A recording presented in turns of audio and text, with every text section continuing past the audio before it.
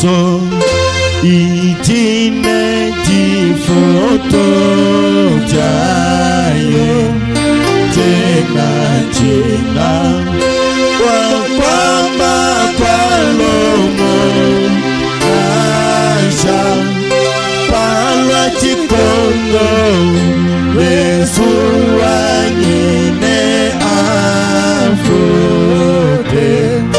tena jina kwa kwamba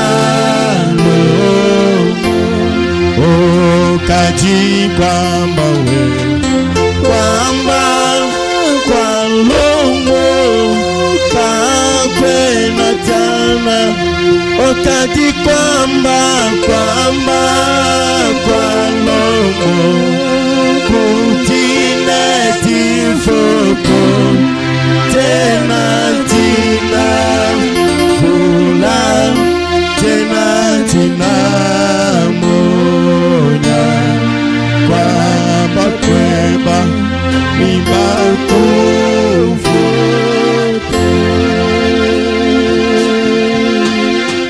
Amen. Amina. Amen. Amina. Que le Seigneur Jésus vous bénisse richement. Bwana Yesu ambariki muhotele. Je vous prie de vous asseoir d'abord. Na misi mpate kuikala mbele. Que nous puissions consacrer les bébés ici. Tupate kutolea mbele aba watoto. Qu'on amène le bébé Bénitiel Gédéon Mbouyi. Balete mtoto Bénitiel Gédéon Mbouyi. De notre frère Alain et notre frère Alpha et notre sœur Alpha. Wadada yetu Alpha. Donc pour son anniversaire. Juu ya siku yake ya ila alizarikwa. On amène aussi le bébé Kayenga Wesley. Baleta tena mtoto Kalinga Wesley. De notre sœur Naomi et frère Mike. Wadada yetu Naomi na ndugu Mike. Pour sa consécration. Juu ya kutolea kwake kwa mtoto. Amenez rapidement les bébés. Mulete kwa haraka mtoto. Nous sommes dans notre texte habituel. Tunakuwa katika kitabu kietu kia zoezi. Dans Matthieu chapitre 19. Mathayo 18. La parole dit. Sauti nasema. Alors on lui amena des petits enfants. Basi bakamletea Mungu batoto kidogo. Afin qu'il leur imposa les mains. Kusudi Yesu apate kubawekea mikono. Et pria pour eux. Na apate kubaombea. Mais les disciples les repoussèrent. Lakini wanafunzi wakakataria. Et Jésus dit. Na Yesu akasema. Laissez les petits enfants. Mwache watoto kidogo. Et ne les empêchez pas de venir à moi. Msibaguseshe kuja kwangu. Car le royaume des cieux est pour ceux qui le ressemblent. Kwa maana ufalme wa mbingu inakuwa kwa wale wanaofanana. Il leur imposa les mains. Yesu akawashikia mikono. Et il partit de là. Na Yesu akaondoka pale. Chez nous, nous ne baptisons pas les bébés. Hapa petu hatubatizaki watoto. Mais nous les confions simplement entre les mains du Seigneur. Lakini tunawatoleaka mikono ya Bwana. Pour que notre Dieu puisse bénir la vie de nos enfants. Juu Mungu apate kubariki maisha ya watoto yetu. Maintenant tous avec nos têtes inclinées. Sasa sisi wote na vichwa vya kuinamisha. Prions maintenant pour consacrer ce bébé entre les mains de Dieu. Tuombe njoo ya kutolea hapa watoto mikono ya Mungu.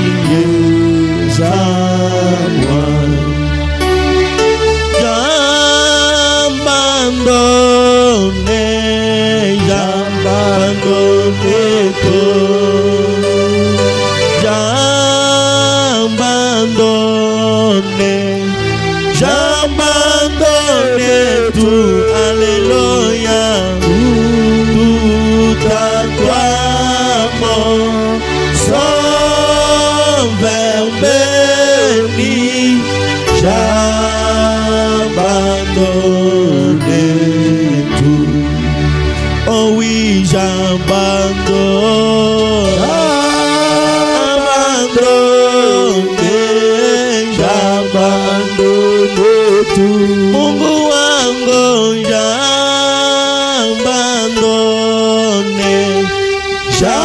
j'abandonne tout. Alléluia. Tout à toi, mon Sauveur béni, j'abandonne tout. Amen. Amina. Amen, amen.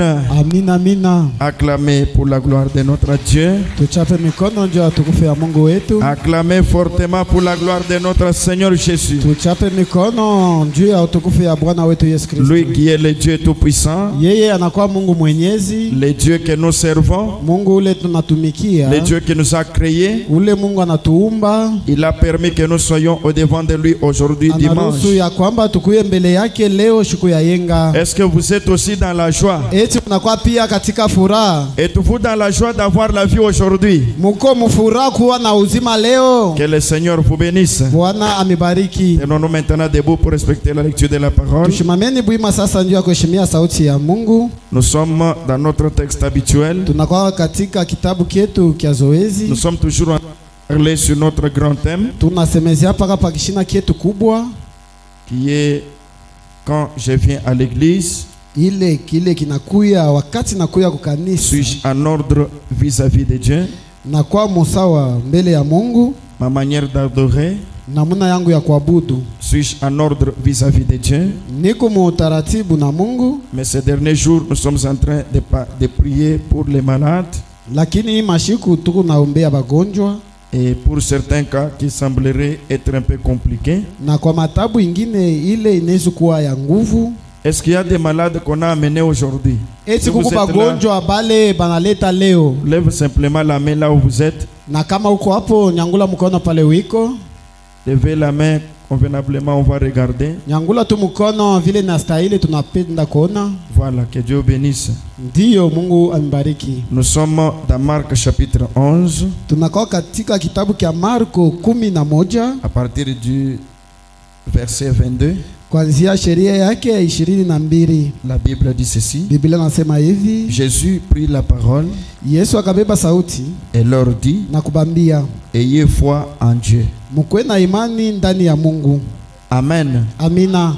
Est-ce que vous avez foi en Dieu? Eti Mungu na imani katika Mungu. Est-ce que vous avez foi en Dieu? Mungu na imani mnamtumainia Mungu. Ayez foi en Dieu. Mukwe na imani ndani ya Mungu. Je vous le dis en vérité, Ni Yesu namiambia katika ukweli. si quelqu'un dit à cette montagne, Kama muntu anambia hii mulima, ôte-toi de là we mulima toka pale et jette-toi dans la na mer, ulitupe mumaji, et s'il ne doute point en son cœur, na kama ule muntu achiliwashakie muro yake mais croit que ce qu'il dit arrive, na naaminia kwamba kila nasema kitafika il le verra s'accomplir. na atakiona kile kintu kutimizika. Si lui-même là, Kama ule muntu yeye il croit que ce qu'il a dit là anaaminia kwamba kile yeye anasema va arriver, kitafika il verra cela arriver. na atakiona kile kintu kufika. C'est pourquoi je vous dis, Ndio kwa maana namiambia tout ce que vous demanderez en priant, vyovyote vile mutalomba mkuomba, croyez que vous l'avez reçu mwaminia kwamba mnesha et ipokea vous le verrez s'accomplir. na mutaiona kutimizika. Que Dieu bénisse la lecture de sa parole. Mungu abariki usomaji wa neno lake. Nous pouvons maintenant nous mettre peuple de Dieu. Tunezi sasa kuketi taifa ya Bwana. Amen. Amina. Celui qui a donné ces paroles importantes, valeureuses, c'est le Seigneur Jésus-Christ. Huyu analeta hii masauti ya faida ya bei ni Bwana Yesu Kristo. Il dit ceci: Na Yesu anasema hivi, ayez foi en Dieu. mukwe na imani ndani ya Mungu. Donc quand vous venez, Wakati munakuya, vous devez croire que Dieu existe, munapasha kuamini ya kwamba Mungu eko naishi, eko mzima. qu'il peut tout ce qu'il veut. Ni kusema Mungu anaweza kufanya vyote bile yeye anapenda. Amen. Amina.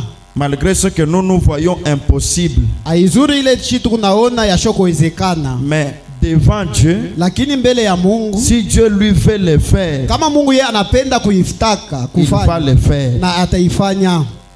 Amen. Amina. C'est pourquoi Jésus dit, Kwa nini Yesu anasema ayez foi en Dieu. mukwe na imani ndani ya Mungu, Ne doutez pas de Dieu. mushishakie Mungu, Ayez foi en Dieu. mukwe na imani ndani ya Mungu.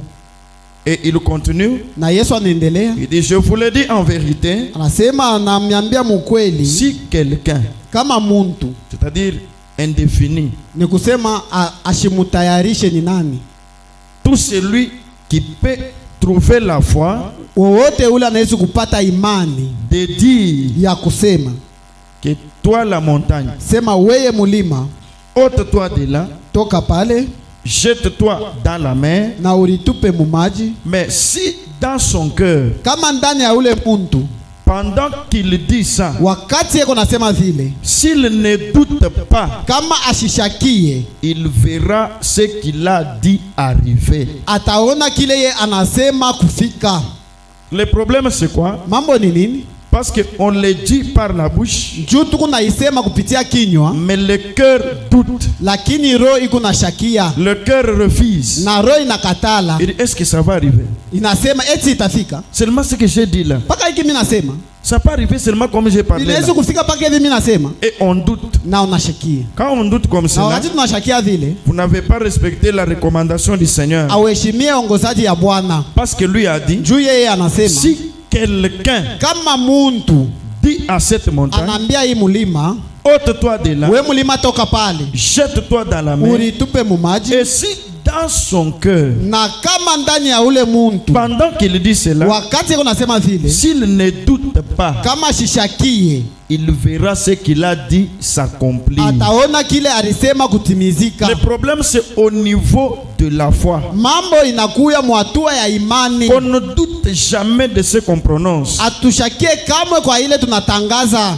Amen. Amina, Amen. amina. Et il continue. Na anaendelea, C'est pourquoi je vous dis, ndio kwa maana ananiambia tout ce que vous demanderez en priant, vyovyote mutalomba mukuomba, c'est quand vous priez, wakati mnaomba vous avez foi en Dieu, muko na imani ndani ya Mungu, vous prononcez quelque chose dans la prière. unatangaza kitu fulani katika maombi, Ne doutez pas de ce que vous venez de prononcer. ushishakie kamwe kwa ile unatokea kusema, Et vous verrez cela s'accomplir. na utaona kile kutimizika.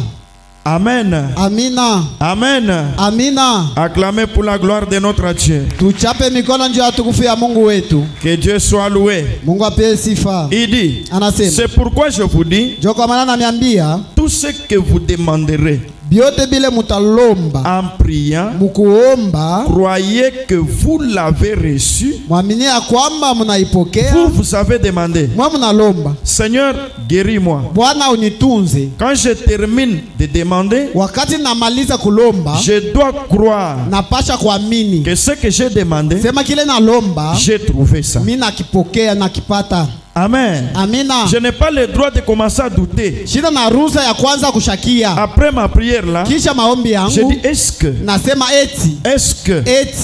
est-ce que Dieu a écouté? eti Mungu anashikia, Est-ce qu'il m'a donné? eti Non, non, vous ananipatia. n'avez pas cette commission là. Hapana, muna na ile kazi ya kusema vile. Oh, je demande à Dieu Mimi nalomba Mungu quelque chose de grand. kintu kimoja kinene, Est-ce qu'il a écouté? eti Mungu anashikia. Ça, ce n'est pas votre problème. Ile mambo ya kushikia na mambo yenu, C'est lui qui a donné sa parole. ni yeye ndio analeta sauti C'est yake, lui qui va veiller sur sa parole. ni yeye atakeshea tena pa sauti Ce yake. n'est pas à vous de veiller sur la parole de Dieu. Ana kwako kwa kukeshea kwa sauti ya Mungu. Vous faites la parole Mweye mutende neno, et Dieu lui-même veille sur sa parole. na Mungu peke yake anakeshea pa sauti yake. Amen. Amina, Amen.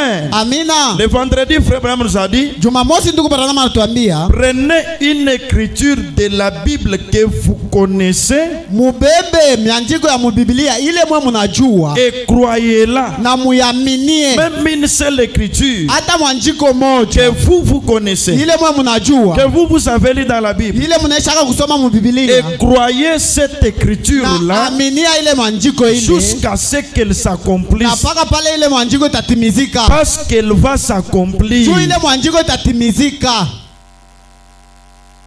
Amen. Amina. Ne pas de cela. Mshishakie ile. Vous n'avez pas ce droit de douter. Amana na ruhusa ya kushakia.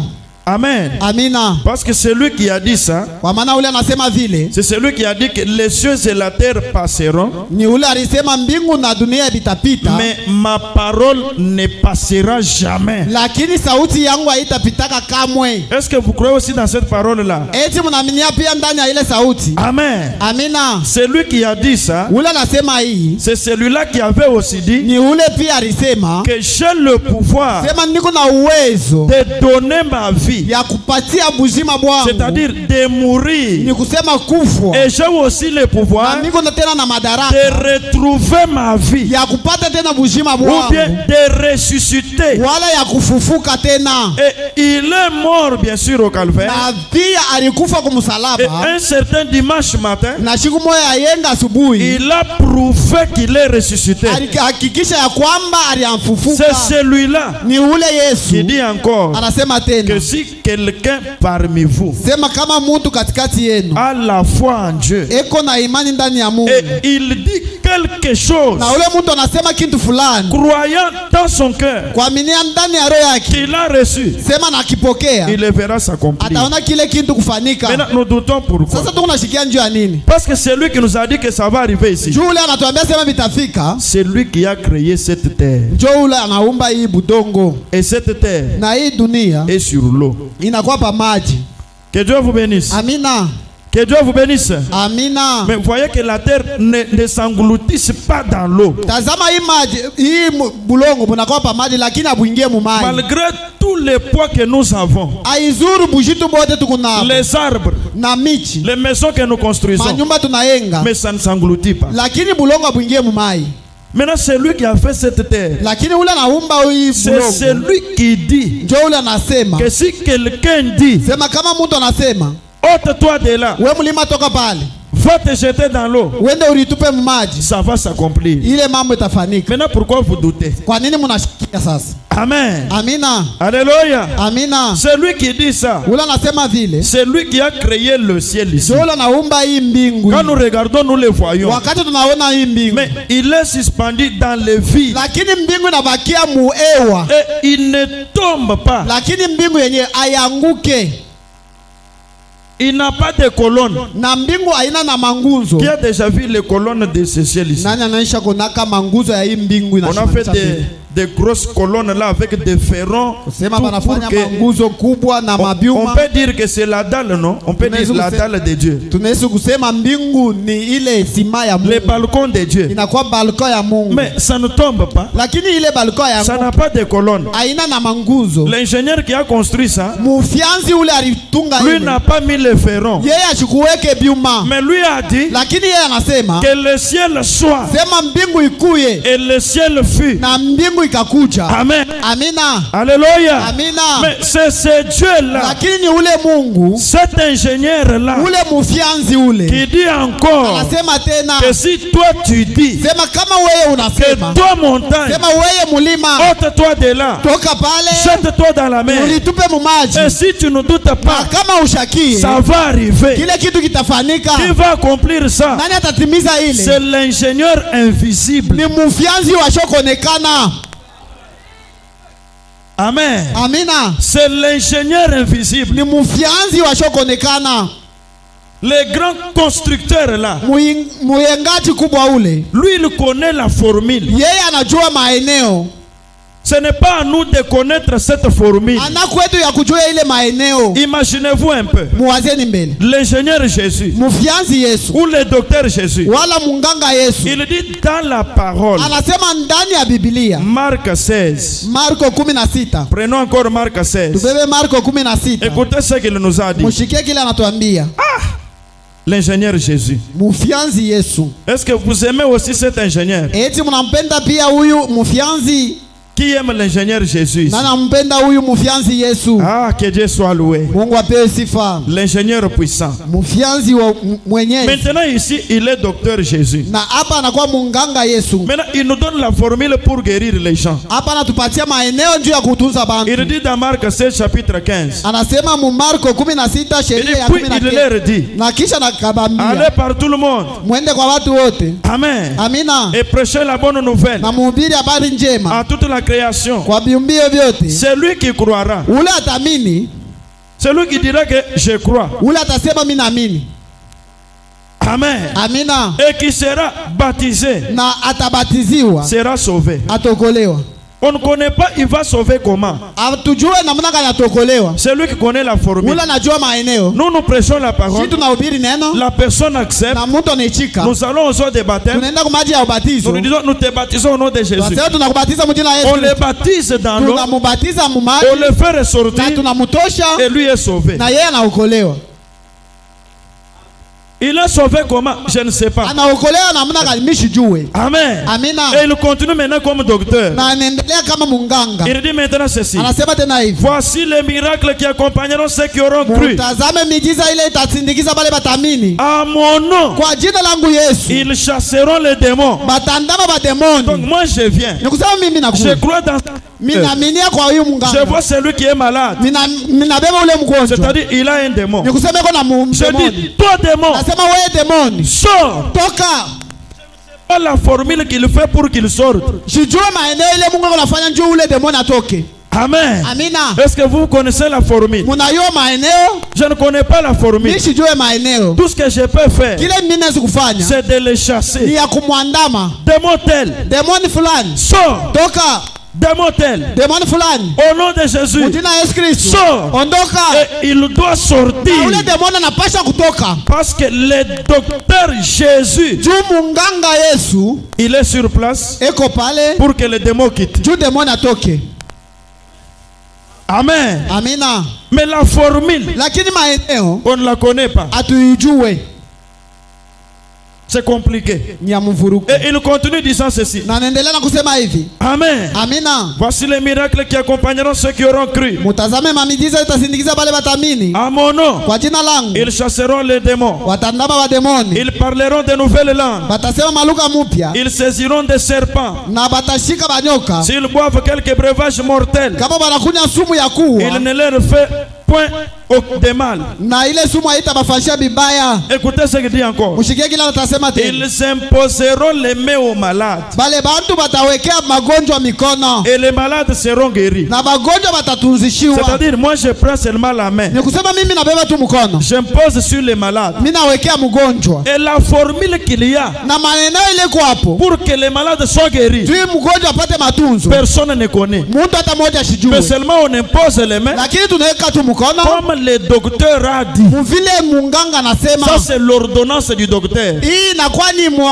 maongozaji ya munganga Le médecin Jésus. na munganga Yesu. Croyez-vous que notre Dieu est un médecin? Mnaaminia kwamba Yesu wetu ni munganga? Amen, amen. Amina, amina. C'est lui qui nous a créés. Ni yeye anatuumba. Il connaît là où il a placé chaque organe. Anajua wapi anaweka kila kipande. Et il connaît ce qu'il peut faire Na anajua kile anaweza kufanya. pour que cet organe-là soit nettoyé, Juu kile kipande kipate kusafishiwa. soit recréé Ipate kuumbiwa. et retrouve la bonne forme. Na ipate umbo mzuri. Lui, il connaît ça. Yeye Mungu anajua ile. Amen. Amina. Ils s'imposeront les mains aux malades Batawekea bagonjwa mikono et les malades seront guéris. na bagonjwa watapata matunzo. Ils vont faire quelle formule? Batafanya maeneo gani? On ne sait pas. Atujue. Dans Jean 5, Yohane 5 Jacques 5, na Jacques 5, Yakobo 5 il dit, anasema si quelqu'un est malade parmi vous, kama mtu yuko mgonjwa katikati yenu, qu'il aille vers l'ancien, ende kwa bazee et l'ancien prendra l'huile d'olive. na mchungaji atabeba mafuta ya upako. L'huile Hii mafuta ya il upako va appliquer sur les malades. atamumpakala mgonjwa, Et la prière de la foi na maombi ya imani sauvera les malades. itaokoa wala kutunza Maintenant, mgonjwa. connaître la formule, Lakini kujua on maeneo ne connaît pas. hatuijue. Amen. Amina, Alléluia. amina. C'est pourquoi il dit, Ndio kwa maana nasema ayez foi en Dieu. mkuwe na imani ndani ya Quand Mungu. Dieu dit quelque chose, Wakati Mungu anasema kitu fulani, vous croyez. wewe mwaminie tu. Ne dites pas avec mon cas ici. Usiseme na hii mambo yangu. Est-ce que moi je peux mettre au monde? Eti mimi naweza kuzaa. Non, non. Si Hapana. lui a dit que tu mettras au monde, Kama yeye Mungu anasema utazala, toi tu mettras au wewe monde. utazala. si c'est ça que lui a dit, kama ni kile yeye anasema, ça ne faillira jamais. akitashindwaka kamwe, Il accomplira ça atatimiza kile. parce qu'il veille sur sa parole. Mungu eko na keshia pa sauti yake. Moi, je peux dire quelque chose Mimi naweza kusema kitu fulani et j'oublie. na sabu, Mais lui, lakini yeye s'il a déjà dit quelque chose, kama anesha kusema kitu fulani, il n'oubliera jamais ce qu'il a dit. asitasabwaka kama kila anasema. Pourquoi? Kwa nini? Parce que lui est Dieu. Juu yeye ni Mungu. Ah, je me sens bien. Ah, nashikia mzuri. Est-ce que tu te sens aussi bien? Eti unashikia pia mzuri. Est-ce que tu te sens aussi bien? Unarishikia tena mzuri. Maintenant, frère Branham te dit d'abord ceci. Sasa ndugu Branham anakuambia mbele hivi. Dans la prédication intitulée Pourquoi? Mumahubiri yenye kupangiwa kwa nini? Écoutez un peu ce qu'il dit. Mshikie mbele kila anasema. Si toi tu es malade, écoutez un peu. Kama uko mgonjwa shikia mbele. Peut-être la chose qui peut empêcher que tu ne sois pas guéri. Mara nyingine kile kintu kinaweza kukosesha usipate matunzo. Et notre prophète te donne d'abord les conseils avant. Na nabii wetu anatushauria mbele. Pour que tu fasses quoi? Juu ufanye nini? Que tu fasses ce que lui te dit ici. Juu ufanye kile yeye anakwambia hapa. Amen. Amina. Amen. Amina. La prédication intitulée Pourquoi? Mahubiri yenye kupangiwa kwa nini? Prêché le 13 août 59. Yenye kuhubiriwa le 13 août 59. 13 août 59. 13 août 59. Je suis en train de vérifier ici chez moi. Na miko nenda kuangalia huku kwangu. Je n'ai pas encore retrouvé cela. Shiyapata mbele kile. Il dit pourquoi? Anasema kwa nini? Ou bien du baume en Galate. Wala kuko banganga hapa. On peut appeler cela pourquoi ou bien du baume en Galate. Tunaweza kuita ile kwa nini wala banganga beko hapa. 13 août 59. 13 août 59. Nous sommes au paragraphe 9. Tunakuwa kifungu kia 8. Qu'est-ce qui peut empêcher pour que cela ne s'accomplisse pas? Nini naweza kufanika ya kwamba ile isifanike? Frère Branham a dit, Ndugu Branham anasema, s'il y a le péché dans votre vie, kama kuko dhambi mu maisha yenu. Amen. Amina. Le paragraphe 9. Na kifungu kia 8. Il dit ceci. Anasema hivi. 9 de l'ordinateur. Na 8 ya kompyuta. Maintenant, en papier, c'est 20. Na muribeti nakuya 20. Maintenant, il dit ceci. Sasa Branham anasema, s'il y a le péché dans votre vie, kama kuko dhambi mu maisha yenu, avant de passer pour la prière, mbele ya kupita njia ya maombi, pour défier ces grands docteurs, juu ya kupika changamoto huyu munganga kubwa, s'il y a le péché dans votre vie, kama kuko dhambi mu maisha yenu, Frère Branham a dit, ndugu Branham anasema, ôtez-le. muitoshe mbele ile dhambi.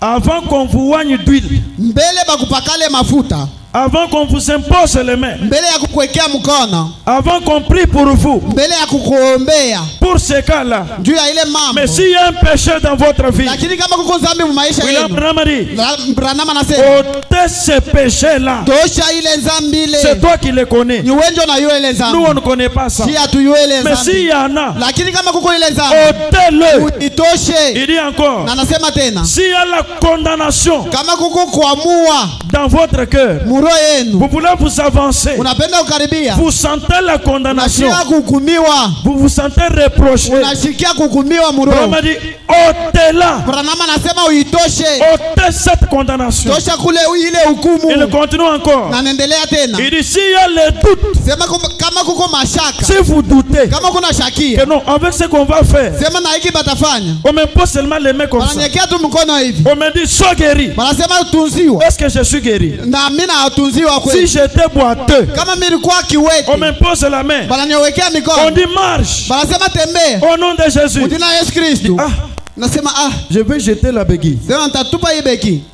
Ah, n'est-ce pas, je vais tomber. Eti ishitanguka. S'il y a le doute, Kama kuko shaka, Frère Branham a dit, ndugu Branham anasema, ôtez le doute. mutoshe shaka. La formule, on ne la connaît pas. Maeneo hatuijue. Si toi tu as le doute, Kama wewe kuna shaka, ôtez le doute. tosha shaka. Vendredi, Frère Branham a dit, Jumamosi ndugu Branham anasema, si tu n'as pas la foi, kama una na imani, Amen, amina, de te retrouver là où est allé, et donc, juu ya kwenda kule Enoka alienda, alors, Abasi. S'il y a quelqu'un d'autre parmi nous Kama kuko mtu mwingine katikati qui yetu a la foi ule kona imani de marcher comme Enoch ya dans la Bible, kutembea kama Enoko katika Biblia, de marcher comme Josué, ya kutembea kama Yoshua. qu'est-ce que Josué a fait? Nini Yoshua alifanya? Dieu lui a donné la commission. Mungu alimpatia kazi. Il a dit, Josué, Akamwambia Yoshua, lève-toi, fils de Nun, lamuka mtoto wa Nun, prends ce peuple, beba hii taifa, faites-les entrer ubengishe là où j'avais promis. kule Mirilaka, Car mon serviteur Moïse kwa maana mtumishi wangu Musa est mort. anakufa. Josué s'est levé. Yoshua akashimama, En faisant la guerre, mkupikana vita, le temps lui faisait défaut. wakati ilikuwa nenda kuingia, Josué n'est pas retourné vers Dieu Yoshua ashukurudie kwa pour Mungu, dire, Seigneur, jua kumwambia Bwana, voilà le soleil se couche. tazama jua inaanza kuingia, Maintenant, qu'est-ce que je vais faire? sasa nitafanya nini? Non, non. Hapana, Il a compris alielewa qu'il avait la commission kama alikuwa na kazi d'amener le peuple ya là-bas. kupeleka taifa Et kule, il a dit, na akasema soleil, jua arrête-toi. simama. Cela n'était pas écrit dans la Bible. Ile haikuandikiwa mbiblia, On a écrit quand Josué a fait ça. baliandika wakati Yoshua alifanya vile, Les écrivains sont venus après. na bakuandika balikuya Et kisha ils ont écrit ça. na bakaandika ile, Il n'a pas lu ça. na yeye Yoshua asikusome fashi fulani, Il a dit non, akasema j'ai ndi besoin du temps niko lazima na wakati pour aller avec le peuple. juu ya kwenda na taifa, Mais les soldats ici, lakini aba baskari s'ils vont se reposer, kama banapenda kupumzika ils viendront nous agresser encore demain. batakuya tena kutukombanisha kesho. Comme ils sont dans une position de faiblesse aujourd'hui, Muvile banakuwa mshimamio ya udhaifu leo, j'ai besoin suffisamment du temps. niko lazima na wakati. Maintenant, dans l'Ancien Testament, Sasa mwagano wa kale, dans les lois de Moïse, musheria ya Musa, nulle part on a donné la formule d'arrêter le soleil. fashi hata moja balete maeneo ya kushimamisha Mais moi jua, j'ai besoin que le soleil s'arrête. na mimi niko lazima ya jua kushimama. Non, je suis un serviteur de Dieu. Hapana, niko mtumishi wa Mungu. Soleil, Jua arrête-toi. shimama. Pourquoi? Parce que Jésus a dit, Juu ya nini? Juu Yesu alisema, la foi. sema kama kuna Tu imani peux dire à cette montagne, unaweza kumbia hii mulima, ôte-toi de là, mulima toka pale, jette-toi dans l'eau. ulitupe mumaji. Amen. Amina. Et frère Abraham a dit, Na ndugu Branham anasema, Josué veut dire, Yoshua alipenda kusema, Jéhovah sauveur. Yoshua inapenda kusema Yehova wa C'est qu'il kuokoa. était Jéhovah sauveur. Kusema Yoshua alikuwa mwokozi. C'est que Jésus étant Josué, Ni kusema Yesu alikuwa ndani ya il Yoshua. a dit soleil, Na wakati alisema jua, arrête-toi. simama, Dieu du ciel, Mungu wa mbingu il a accepté que le soleil s'arrête. aliitika ya kwamba jua isimame. Alléluia. Amina. Qu'est-ce qu'il a dit encore? Nini alisema Toi tena? la lune, Weye mwenji, arrête-toi. Et simama, le Dieu du ciel na Mungu wa mbingu a dit Amen. alisema amina. Est-ce que je me fais comprendre? Eti mnanielewa? Et Josué, Na Yoshua on ne l'avait pas mis au monde au ciel. abakumuzalie kumbingu, C'est sur cette terre. ni paka hapa pa dunia pa C'est Mungu. un homme comme vous et moi. Yoshua ni mtu kama mweye na Mais mimi, il a arrêté le soleil. lakini alisimamisha jua, Il a arrêté la lune. alisimamisha mwenji Puisque Dieu était avec lui. juu Mungu alikuwa Il naye. y a eu encore un autre homme Na kulikuwa tena mtu mwingine du nom d'Élie. munjina ya Il Eliya, a vu que j'ai besoin de quelque chose. aliona ya kwamba niko lazima na kitu Je fulani, suis serviteur de Dieu. niko mtumishi wa Mungu. Il a dit Akasema qu'il n'y ait pas la pluie kushukue mvula pendant 3 ans et 6 mois. mu miaka 3 na miezi 6, Sinon, à ma parole, mpaka kusauti yangu hii mimi non nasema, pas la parole de Dieu. hapana kusauti ya Mungu. Lisez la Bible dans un Musome roi. Biblia mu Il mfalme dit, wa kwanza. sinon à ma parole, Anasema kwa sauti et yangu Dieu au ciel. na Yesu Mungu kumbingu. Il dit Amen. Anasema amina. Et ils ont fait 3 ans Na wale bantu walifanya miaka 3 et 6 mois na miezi 6 sans la pluie. bila mvula kunyesha. Pourquoi? Juu ya nini? Parce qu'un serviteur de Dieu, Juu mtumishi wa Mungu, un fils de Dieu, mtoto wa Mungu avait proclamé cela. alitangaza ile. Maintenant, Jésus, Sasa Yesu il vient nous dire, nous tous anakuwa maintenant, kutuambia sisi wote sasa que leo, si quelqu'un a la foi, sema kama mtu yuko na imani il peut dire à cette montagne, anaweza kuambia hii mulima, que toi la montagne, sema wewe mulima, ôte-toi de là toka pale et jette-toi dans la na mer. ulitupe mumaji. Quelle est la montagne pour toi? Mulima yako ni nini? Quelle est la montagne que toi tu as amenée? Mulima yako ni nini ile unatuletea? Quelle est la montagne qui te gêne dans la vie? Ni mulima kani ile iko na kuishi mu maisha. Amen. Amina. Frère Branham a dit, Ndugu Branham asema, avant de le dire, mbele ya kuisema, s'il y a le doute, kama kuko shaka, si toi tu doutes, kama wewe kuna shakia, Josué n'a pas douté. Yoshua asikushakie.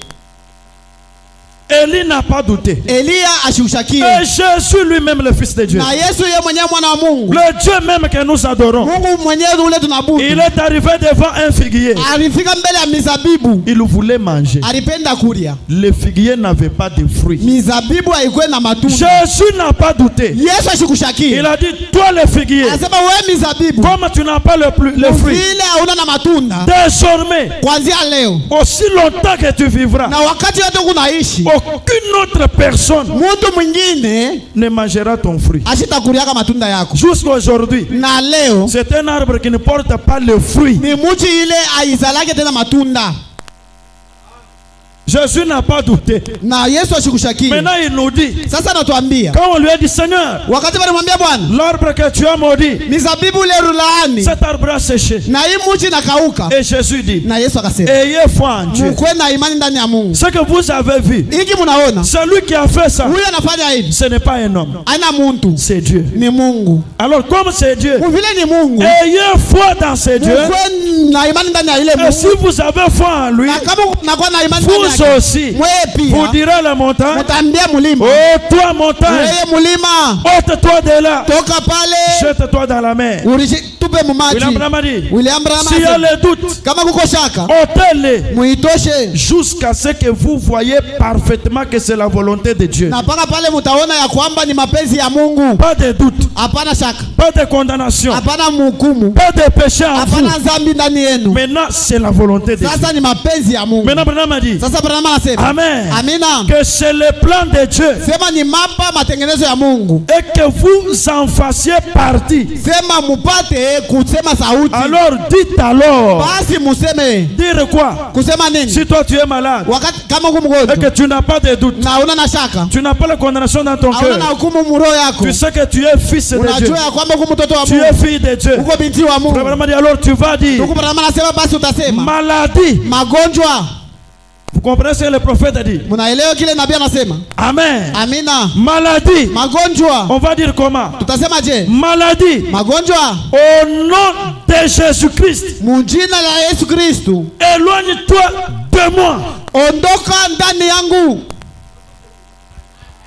Amen. Amina. Je n'ai pas la condamnation. Aushikie hukumu. Je n'ai pas le péché. Sina na dhambi. Je suis fils de Dieu. Niko mtoto wa Mungu. Je suis fille de Dieu. Niko binti wa Mungu. Mais je suis malade. Lakini niko mgonjwa. J'ai besoin de ceci. Niko lazima na hiki. C'est une montagne. Ni mulima kwangu. Là, je veux citer cette chose-là. Sasa nitataya ile mulima. Je veux dire maladie. Tasema magonjwa. Si c'était la maladie. Kama ilikuwa ni magonjwa. Maladie. Magonjwa. Au nom de Jésus-Christ. Jina Yesu Kristo. Éloigne-toi de moi. Wende mbali na mie. Et quand vous le dites, Na wakati utasema. Frère Branham a dit, Ndugu Branham et anasema. ne l'oubliez pas. Na ushisabu kamwe. Vous pourriez ne pas vous sentir mieux pendant une semaine. Unezi unasema vile meaushikie mzuri mjuma moja. Si tu as déjà dit ça, Kama unaisha kusema vile. Amen. Amina. Si on a prié pour toi, Kama wanaisha on kukuombea. a dit sois guéri. Na wanasema tuuziwe. Maladie, Magonjwa. sors au nom de Jésus. Toka mdina Yesu Kristo. Frère Branham donne le délai. Branham analeta Tu mashiku. peux faire une semaine Unaweza kufanya juma mzima. et tu sens toujours des douleurs. Na unashikia paka maumivu. Cela ne veut pas dire Ile haipende kusema que tu n'es pas guéri. sema au pate matunzo. Amen. Amina. Amen. Amina. Frère Branham dit, Ndugu Branham asema vous pourriez ne pas vous sentir mieux munezi amushikie mzuri pendant une semaine. mjuma moja. Mais laissez-moi vous dire, Sasa mniache niambie. Branham, Branham anasema mais dès que vous avez prononcé cette parole, na wakati ile mnatangaza ile quelle sauti. parole? Sauti gani? Maladie, Magonjwa. au nom de Jésus-Christ, Jina Yesu Kristo. éloigne-toi de moi. Enda mbali na mie. C'est fini. Kunesha. Mais tu restes avec des douleurs. Unabakia na maumivu. Tu ne te sens pas toujours bien. Aushikie paka mzuri. Estomac, Estoma. toi démon d'estomac, We demoni wa kifo. sors au nom de Jésus. Toka mdina Yesu Tu Kristo. peux retourner à la maison. Unarudia kunyumba. Tu sens encore la brûlure. Unashikia tena kulungula wala Tu manges, tu kuchochomea. sens la brûlure. Unakuria unashikia kuchochomea. Tu sens encore des histoires. Unashikia tena kuchochomea kwa kifo. Pendant même une semaine. Mujuma hata moja. Mes frères Branham a dit. Sasa ndugu Branham asema. Mais dès que vous avez prononcé cette parole, wakati ile mnatangaza ile sauti, quelque chose s'est produit. Kitu kimwa fulani kinafanyika. Amen. Amina. Quelque chose s'est produit. Kuko kitu kile kinafanyika. Quand tu as prononcé cette parole, wakati ulisema ile sauti, quelque chose s'est produit. Kuko kitu kile kinafanyika pale. C'est quoi? Ni nini kile kitu? Dieu Mungu est obligé analazimishwa de tenir sa parole. Ya kushika sauti yake. Alléluia. Amina. Alléluia. Amina. Ce n'est pas moi. Ana mie. Ce n'est pas vous. Ana weye. On a prononcé la parole. Tunasema sauti. L'estomatite sort. Na kifu toka. Une semaine. Na juma moja. Vous sentez des douleurs. Unashikia maumivu. 2 semaines. Majuma mbili. Des complications. Unashikia mvurugo. Branham dit, laissez-moi vous dire. Quand vous avez prononcé cette parole, wakati ulisema ile sauti, quelque chose s'est produit. Kuko kitu kile kilifanyika pale. Qu'est-ce qui s'est produit? Ni nini ilifanyika? Dieu Mungu est obligé de tenir sa parole. Analazimisha ya kutenda wala kushika na sauti yake. Est-ce que tu crois que dans ton cas qu'on a prié, Dieu est obligé de tenir sa parole? Unaaminia kwamba mambo yako ile barikombea Mungu anashika kushika sauti yake? Alléluia. Amina. Dieu est obligé de tenir sa parole. Mungu anashikiwa ya kushika sauti yake. Pourquoi? Juu ya nini? Branham répond. Branham anajibu. Parce que cette maladie juu ile magonjwa est ébranlée. Inatenka. Ce que vous avez cité là, épilepsie, na kifafa, au nom de Jésus, sort. Toka. Ces démons-là est ébranlé. Anatenka mbele. Alléluia. Amina. Il est ébranlé. Il n'a pas la paix. Il est ébranlé. Parce que Dieu est là pour tenir sa parole. Et cette maladie est ébranlée. Elle fait quoi? Branham a dit, elle commence à quitter. Même si elle est douleur, elle commence à quitter. Dites à cette maladie, tu vas toujours quitter. Toi, tu vas quitter. Moi, je ne suis pas ton ami. Amen. Amina. Je ne suis pas ta maison. Tu es déjà ébranlé.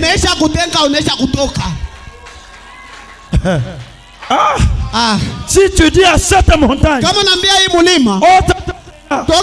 jette-toi dans la mer.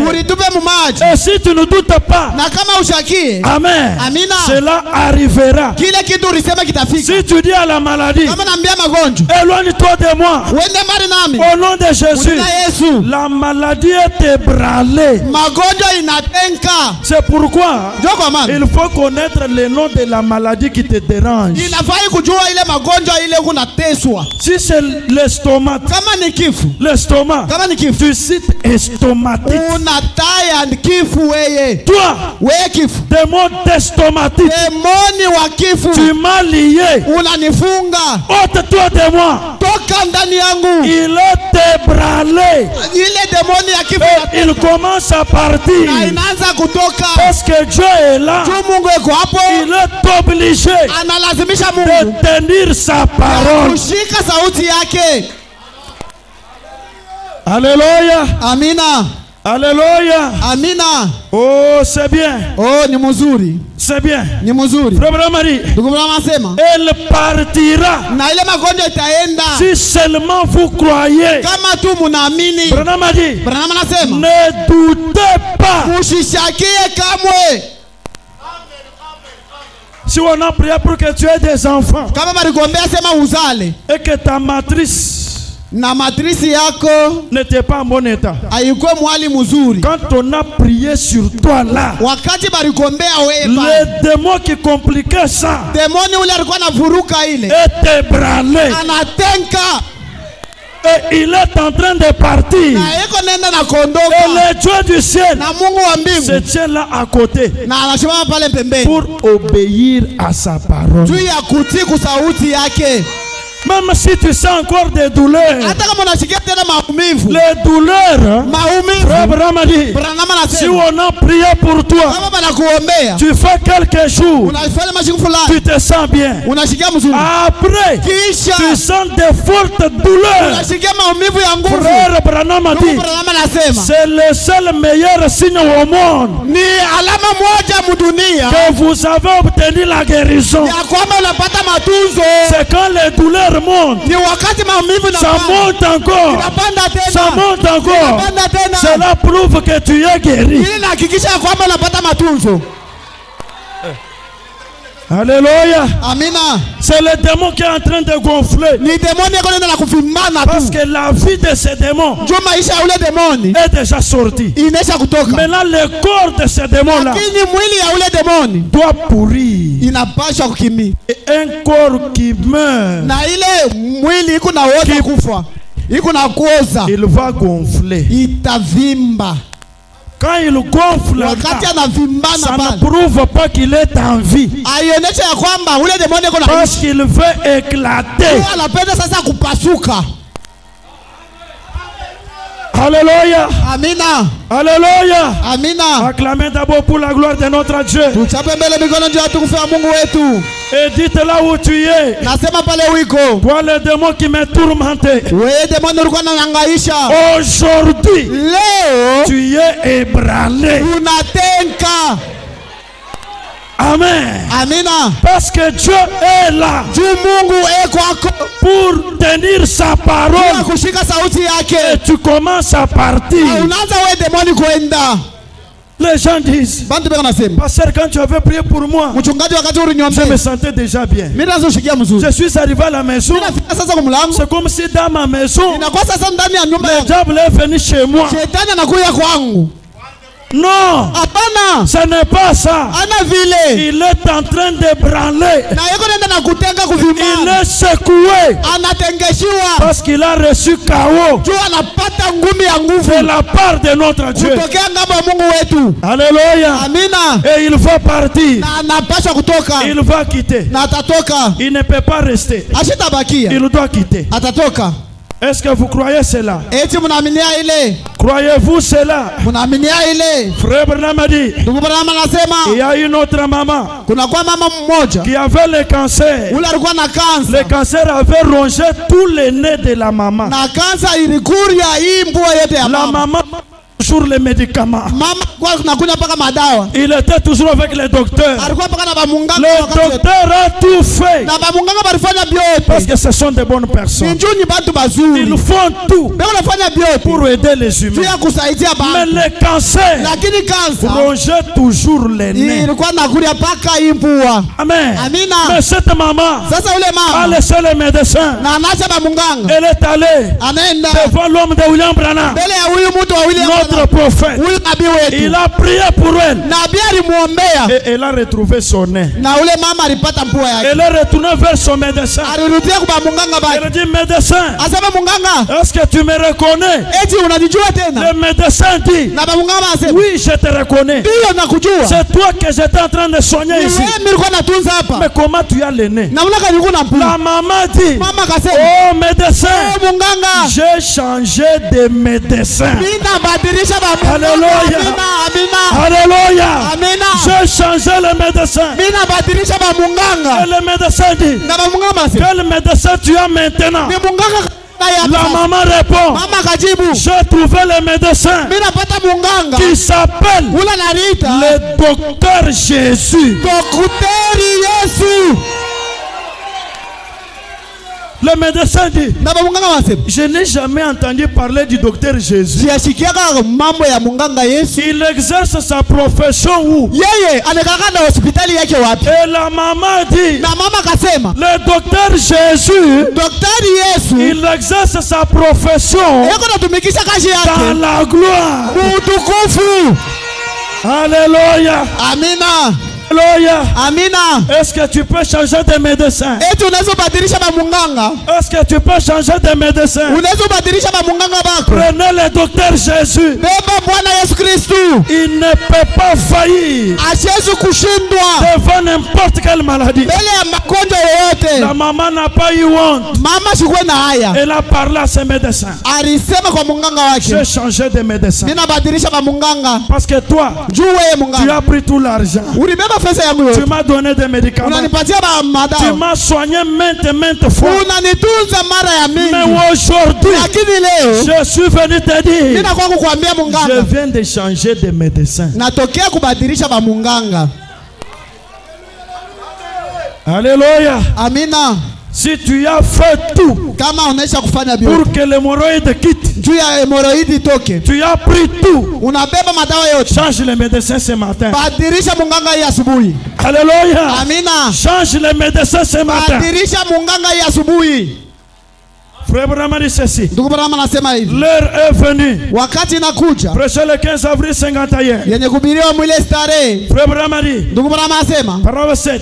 kifungu cha 7 Il y a un soir, na jana jioni environ 2 ou 3 mois après cela, na miezi 2-3 kisha ile, voici venir un jeune homme mtazame kuona kijana kidogo qui monte dans les bâtiments en kuna courant. napanda mwi hekala Quand on mkukimbia. vient témoigner pour la gloire de Dieu, Wakati tunakuwa kushuhudia njoo atukufu, on vient en courant, kuna kule mkukimbia qui monte dans les bâtiments en courant. na yuko napanda mwekalo Et mkukimbia. il a dit, Na ule mtu frère akasema, Branham, ndugu il Branham m'a demandé akaniuliza si je reconnaissais la dame qui le tenait par les bras. kama mie Branham mimi nilijua ule mwanamke alikuwa anashika Et kumkono. j'ai répondu, Na nikajibu, non, hapana. je ne pense pas. Mimi sikumbuki. Branham a dit, Branham anasema c'était sa jeune mère. alikuwa ni mama yake kidogo. Et elle n'était pas seulement guérie.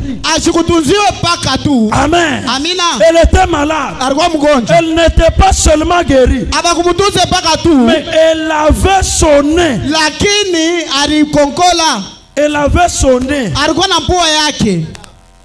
Zambi kavumumondo hanu chana anato. Mungu ashikumutunze tu bule. Mumusheni chibangu to. Lakini kumwacha na sikatirisha. Mwanshi mumondo ku cancer. Anamutunza mbele kukansa. Fije kumwalushile ni julu jendi. Kisha kumrudishia pua yake. Frère Branham, Ndugu Branham elle anasema n'était pas seulement guérie, na Mungu ashikumutunze tu. mais elle avait son nez. Lakini alimrudisha na pua. Et elle a donc dit, Na hapa akasema basi. a cessé de faire mal ce soir-là même. Na ile pua yake iliacha kuuma ile Elle a dit qu'un matin, na akasema ile asubuhi quand elle s'était réveillée wakati yeye et alilamuka qu'elle s'était mirée, na aliliona mgrikalashi. amen, Amina. elle avait mis un tissu là-dessus. Na aliweka ile nguo pampua Eh bien, yake. ses enfants étaient agités et tout. Watoto yake walikuwa natenka kuangaika. Même les enfants de cette maman, Na watoto wa mule quand ils ont vu leur mère guérie, wakati aliona mama les yake enfants étaient agités. watoto balishangaa La chair était en train de repousser. na mwili wala pua ilikuwa nenda na kuota.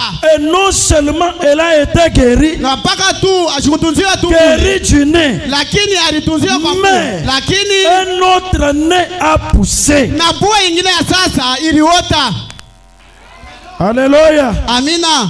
Alléluia. Amina. Même si ton nez est perdu, Hata kama mpua yako napotea, Jésus peut faire pousser un autre. Mungu anaweza kuotesha ingine. Est-ce que tu crois cela? Eti unaaminia ile? Alléluia. Amina. Frère Branham dit, Ndugu Branham anasema un autre nez a poussé. na pua ingine iliota Là où l'autre avait été rongé. na pale ingine ilikachika, Et elle est allée témoigner auprès du médecin. na ule mama alienda kushuhudia kumbele ya Qu'est-ce qu'elle munganga. est allée dire au médecin? Nini alienda kuambia Elle munganga? est allée témoigner auprès du médecin. Alienda kushuhudia kumbele ya munganga. Branham dit, maintenant écoutez ceci. Branham anasema sasa mshikie. Elle est allée pour témoigner. Alienda juu ya kushuhudia Elle a dit, na akasema, ne vous souvenez-vous pas de moi? na we munganga haunikumbuke? Il a dit, Na munganga akasema, oui.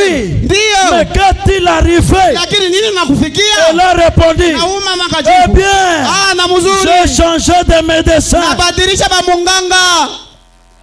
Moi, Mi pour ce cancer, juu ya hii kansa j'ai changé de médecin. nabadilisha ba munganga. Le médecin a dit, Ba munganga akasema, amen. Amina. Eh bien, Na mzuri. qui vous soigne maintenant, Nani yako na kutunza sasa?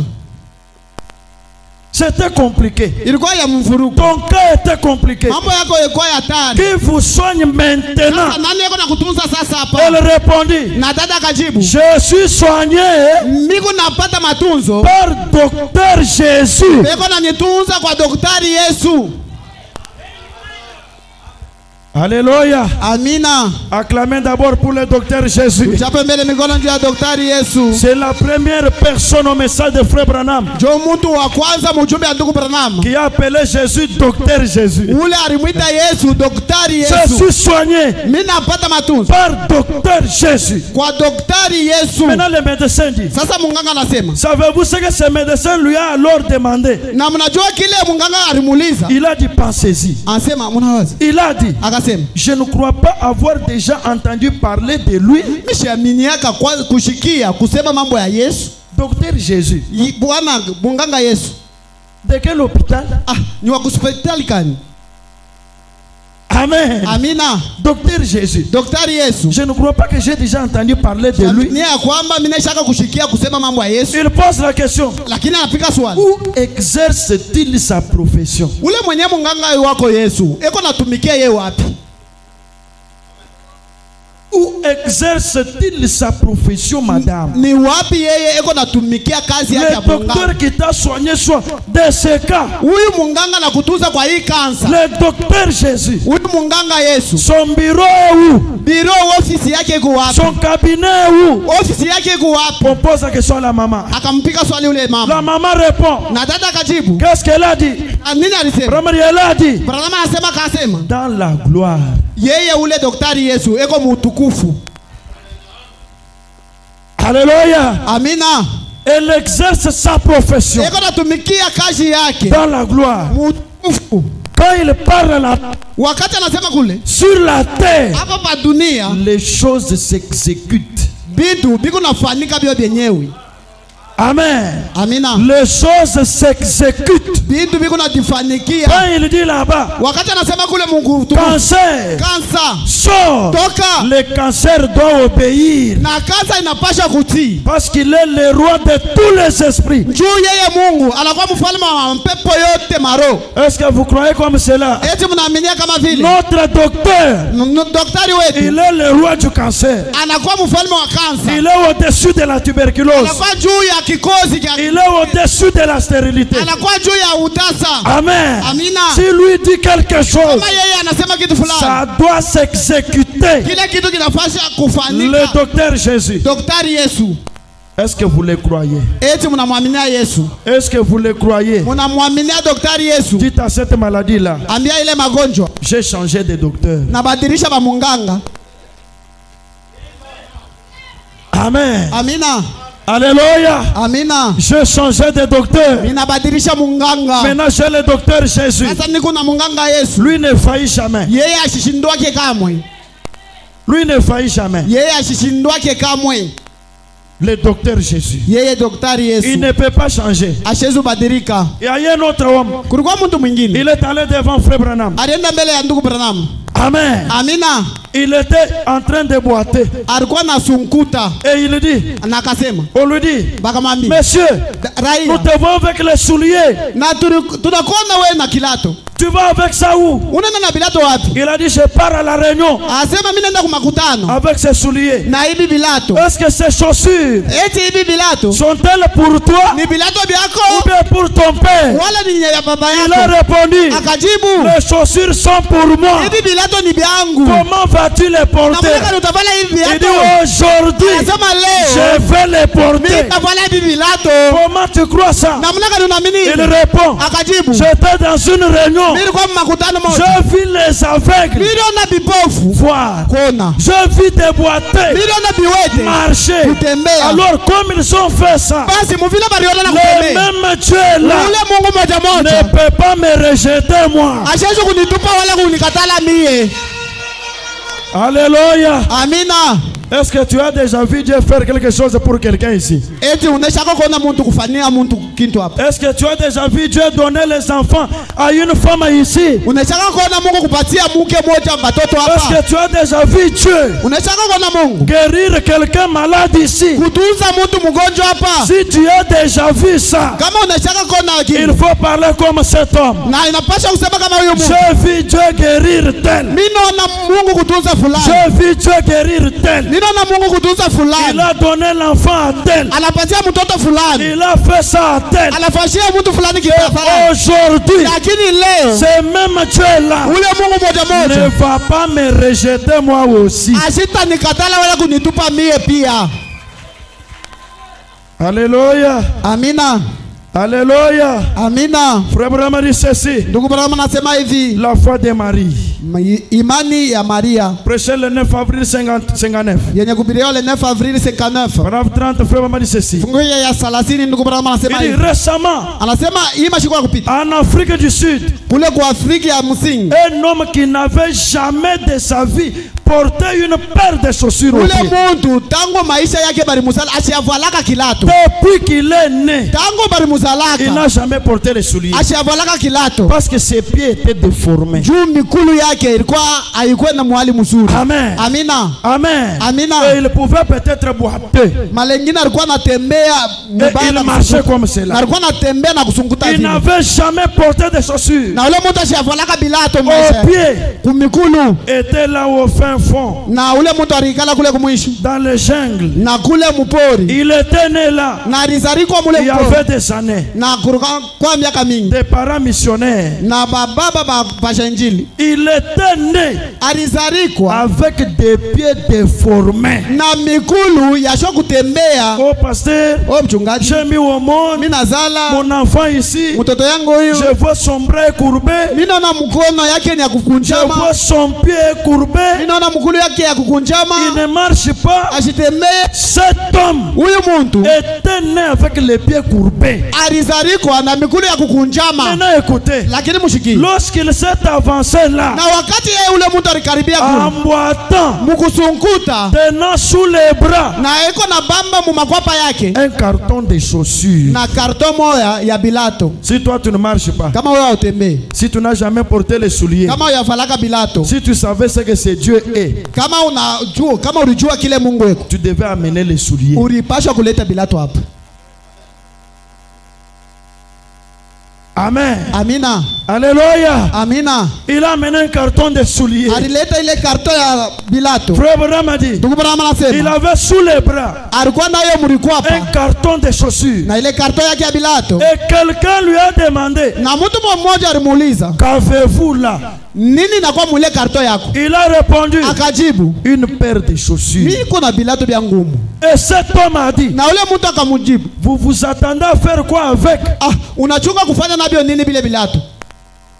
Vous voulez faire quoi avec ces souliers? Unapenda kufanya nini na bile bilato? Vous vous attendez de faire quoi avec? Unachunga kufanya nini na bile bilato? Alléluia. Amina. Amen. Amina. Il dit, Akasema, ces souliers, ces chaussures hivi bilato appartiennent-elles à votre père? hivi bilato vyenye huku navyo ni vya papa wako? Il a répondu, Akajibu, je vais les porter. mie hivi bilato unaniona navyo, mimi ndio nitabivala.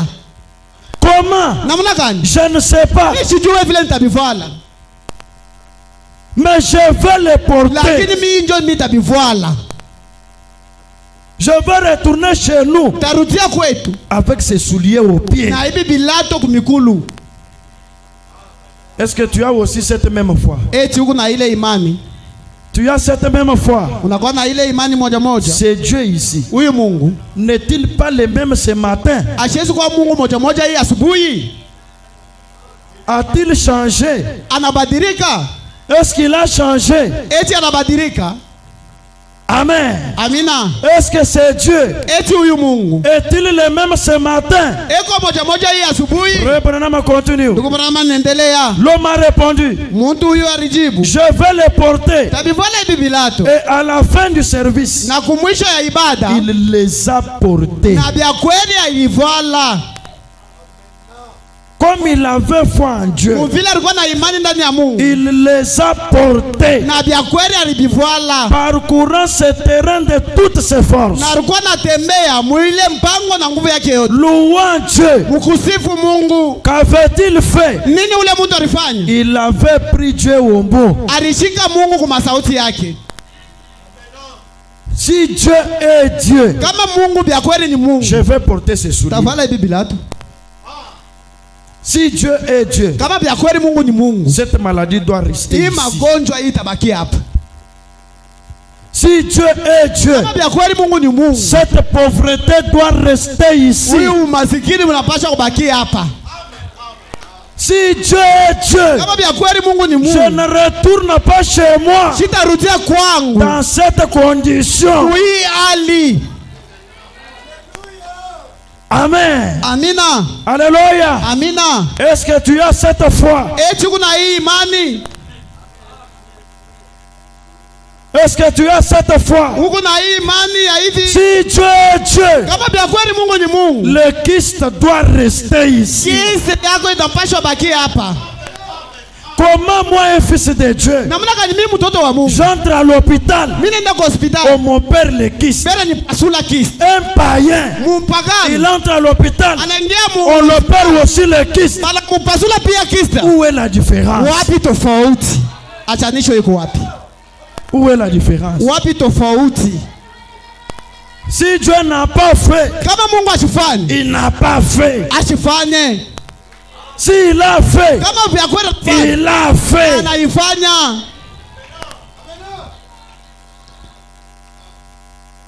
Amen. Amina. Alléluia. Amina. Acclamez d'abord pour la gloire de notre Dieu. Acclamez, acclamez fortement. Oh, le nom du Seigneur. Le Dieu tout-puissant. Le Dieu tout-puissant. Le Dieu éternel. Si tu n'as pas la foi, Frère Branham a dit vendredi, ne vous tenez pas sur le chemin de celui qui a la foi. Si toi tu sais que tu n'as pas la foi, ne te mets pas sur le chemin de celui qui a la foi. Ça va arriver comment? Ça ne te regarde pas.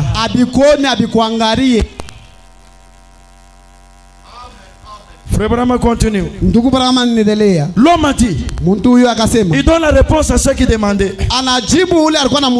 Il dit, j'ai vu les autres s'infirment venir et être guéris. Comment j'ai la foi? Ma foi à moi, je la pose dans la parole. J'étais dans cette église. J'ai vu les infirmes venir. On prie pour eux. Ils retournent guéris. J'ai vu les stériles venir. On prie pour eux. Et ils trouvent les enfants. J'ai vu les épileptiques qui sont venus. Et Dieu dit, faites ça. Faites ça. On le fait. Et aujourd'hui ils sont des frères. J'ai vu des fous venir et être guéris. Alors ce Dieu-là ne peut pas échouer seulement dans mon cas.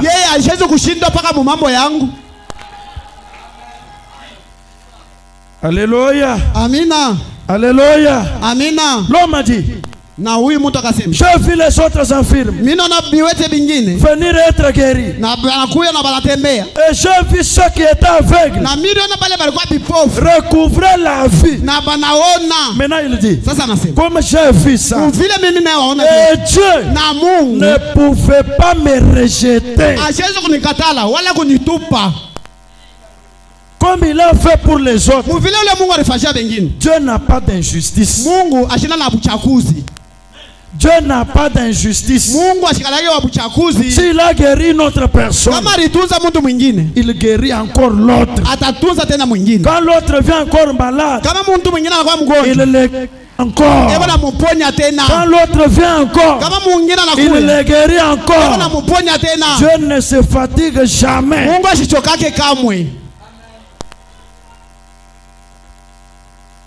Alléluia. Amina. Alléluia. Amina. Il dit, anasema, frère Bramadi, c'est comme ça qu'il faut venir. Venir comment? Que quand je viens ici, Dieu ne me rejettera pas. Qui croit que Dieu ne peut pas le rejeter? Qui croit que Dieu ne peut pas le rejeter? Alléluia. Acclamez pour la gloire de notre Dieu. Oh, que Dieu soit loué. Vendredi, nous avons vu notre soeur ici qui a été opérée 4 fois pour mettre au monde.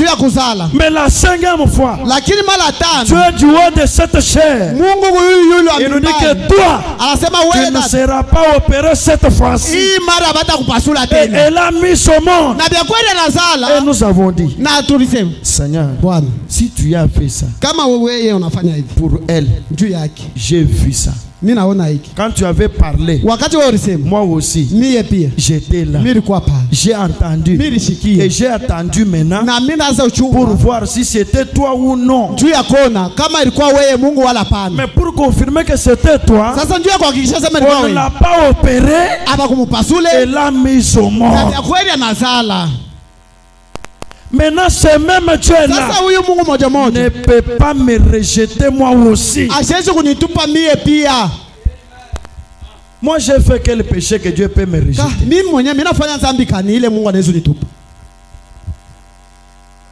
Amen. Amina. Est-ce que tu peux faire monter ta foi? Est-ce que tu peux monter dans la foi? Que si Dieu a fait ça, c'est Dieu ne peut pas me rejeter.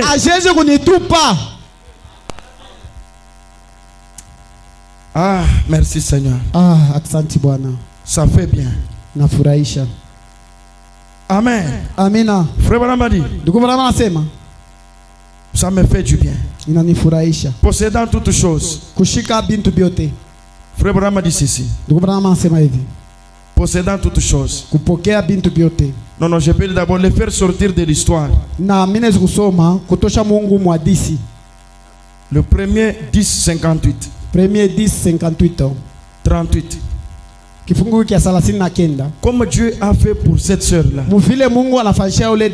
Comme Dieu a fait pour tel frère. Maintenant, frère Branham dit, il est un Dieu de l'histoire. Et il est un Dieu du temps présent. Amen. Amina. Alléluia. Amina. Il est un Dieu de l'histoire. Il a fait. Il a fait. Il avait fait. Il avait aussi fait. Tout ce qu'il a fait là, ça fait de lui un Dieu de l'histoire. Maintenant, Branham dit, pendant que nous parlons, il est aussi un Dieu du présent. Amen. Amina. Est-ce qu'à l'hôpital on t'a dit aussi qu'on va t'opérer?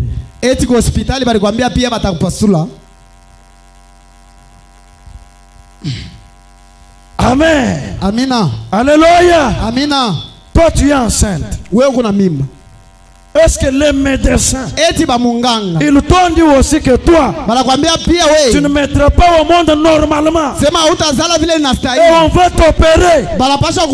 Si Dieu l'a fait hier, il est le Dieu de l'histoire. Maintenant aujourd'hui, Seigneur, on veut aussi m'opérer. Le frère Branham m'a dit, ce que tu as fait hier, c'est de l'histoire. Maintenant aujourd'hui, tu es le Dieu du présent.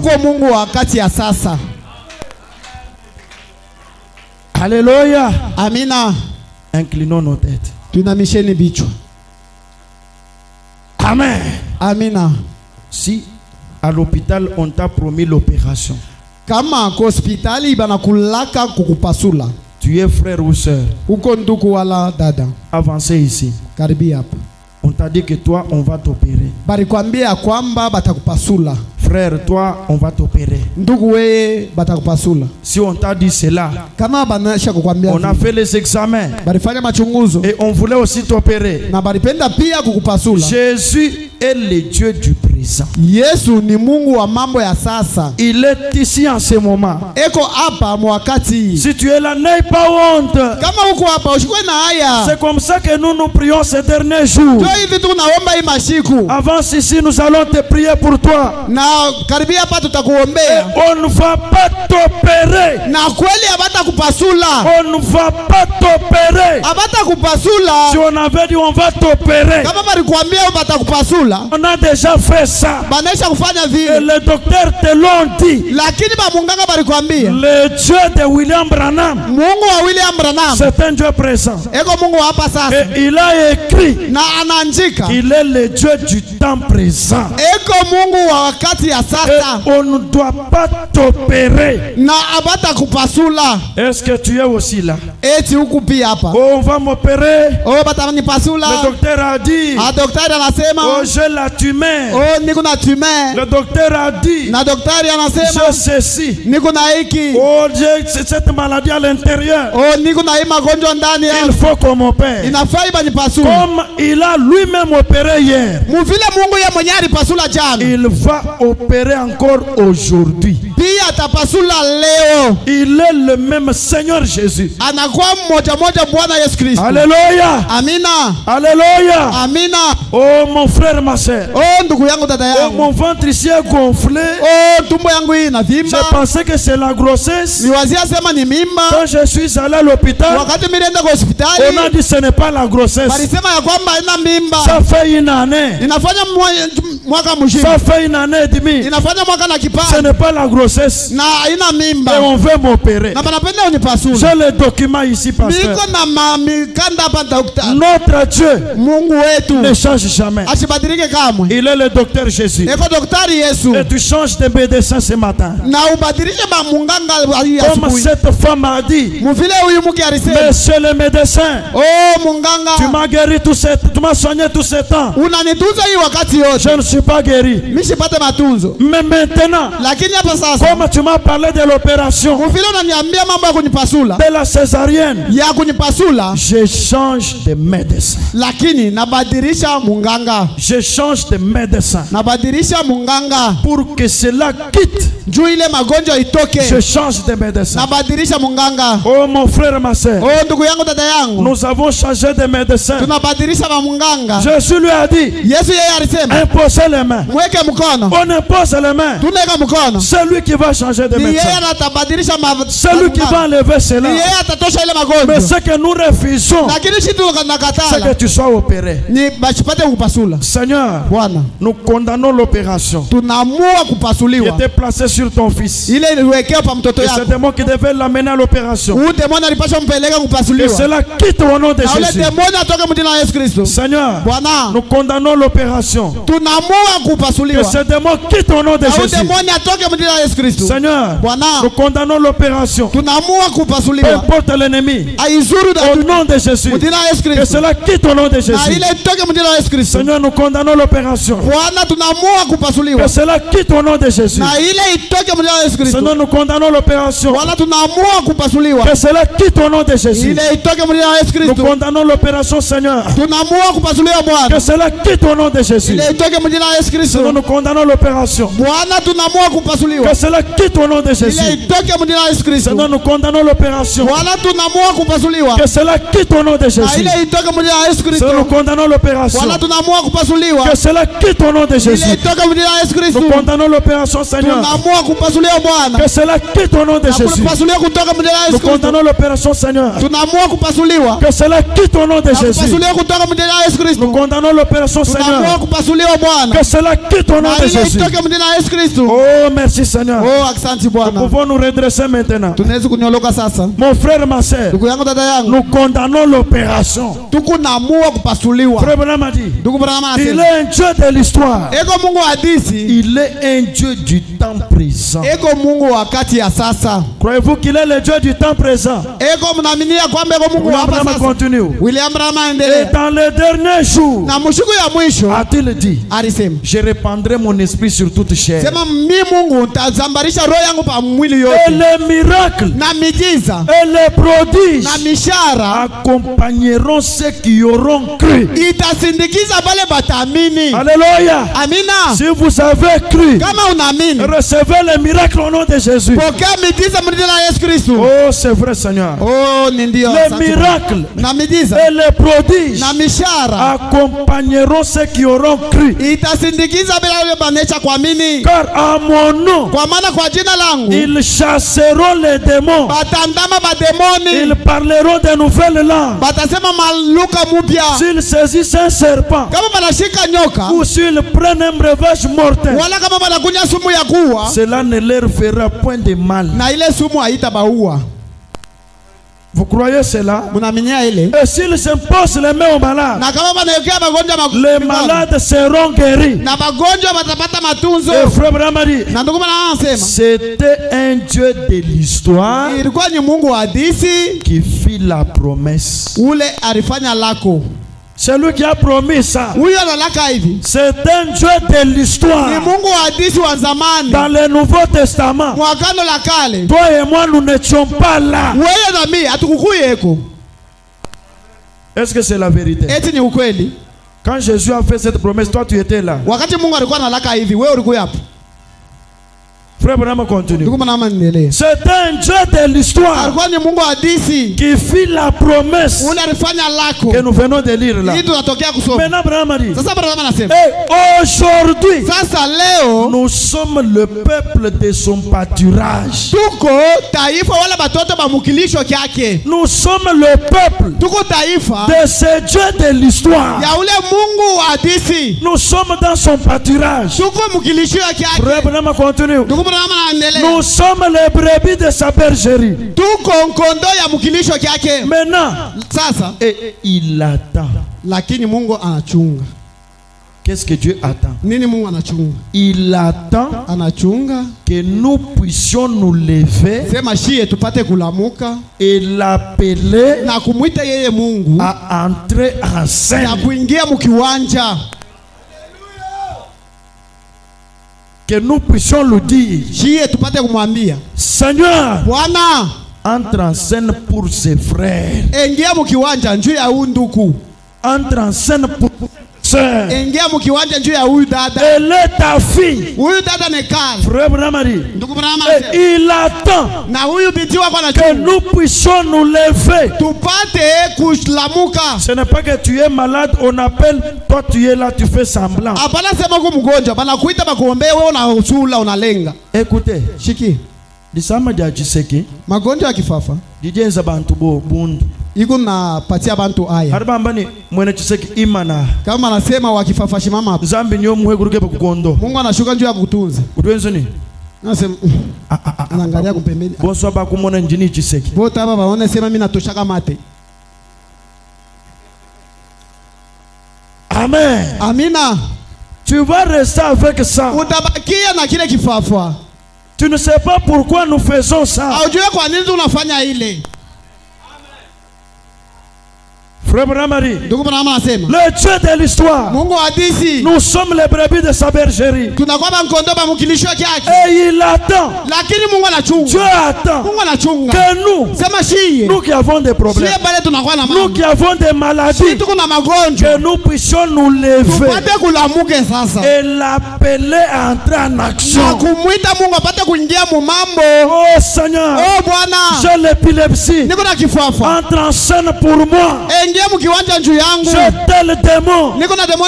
Entre en scène pour moi. Je le démon d'adultère. Entre en scène pour moi. C'est ce que Dieu veut. Parce que Dieu ne vient pas là où il n'est pas invité. Croyez-vous que c'est la vérité? Croyez-vous que c'est la vérité? C'est quand vous l'invitez, c'est alors qu'il vient. Frère Branham continue. Ndugu Branham endelea. Il attend Mungu anachunga que nous puissions nous lever tupate kulamuka et l'appeler à entrer en scène. na kumuita ingie mkiwanja. Frère Branham a dit, Ndugu Branham anasema appelez-le sur la scène. mumuite Mungu ingie Et mkiwanja. quand vous l'appelez sur la Na scène, wakati mnamuingisha Frère mkiwanja, Branham a dit, Ndugu Branham anasema observez-le entrer pour nous, mutazame ingie mkiwanja juu pour yetu, nous mettre en action. juu ya kututumikisha. Observez-le accomplir. Mutazame yeye Quand kutimiza. nous l'appelons en scène, Wakati tunamuita mkiwanja, observez-le mumutazame accomplir des œuvres suprêmes. kutenda ile matendo ya juu kabisa. Il va accomplir Atatimiza des œuvres suprêmes, ile matendo ya juu kabisa, des choses suprêmes. vile vitu vya juu. Et il continue. Na anaendelea, Observez accomplir mutazame kutimiza des choses qui amèneront les hommes vile vitu vitapeleka bantu à se poser des questions ya kutipika maswali et à se gratter la tête. na kwanza kulipalula mkichwa. Vous dites que Unasema tu avais telle maladie. sema ulikuwa na kifuafua, On a prié pour toi et tu es guéri. hapana kuombea na unapata matunzo. Il se gratte la tête. Analipalula mbele, Il se pose des questions. analipika maswali. Ils ne savent pas ce qui est arrivé. Bo abajue kile kinafika.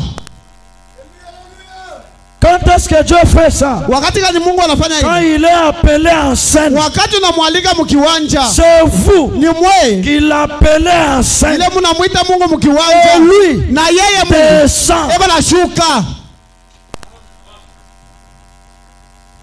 Alléluia. Amina, Alléluia. amina. Acclamez pour la gloire de notre Dieu. Tuchape mikono nje ya utukufu ya Mungu wetu. Acclamez fortement pour la gloire de notre Dieu. Tuchape kwa nguvu nje ya utukufu ya Mungu wetu. Amen, amen. Amina, amina. Dieu doit accomplir des choses Mungu anaweza kutimiza bintu qui fera de sorte ile que vitafanya muhatua ya les kwamba gens vont se gratter la bantu tête. batalipalula Les mkichwa, gens vont se poser des questions. bantu batalipika maswali. C'est arrivé comment? Vinafika je? Qu'est-ce qu'on a fait? Nini barifanya? Qu'est-ce qu'on a fait? Nini barifanya? On n'a fait rien.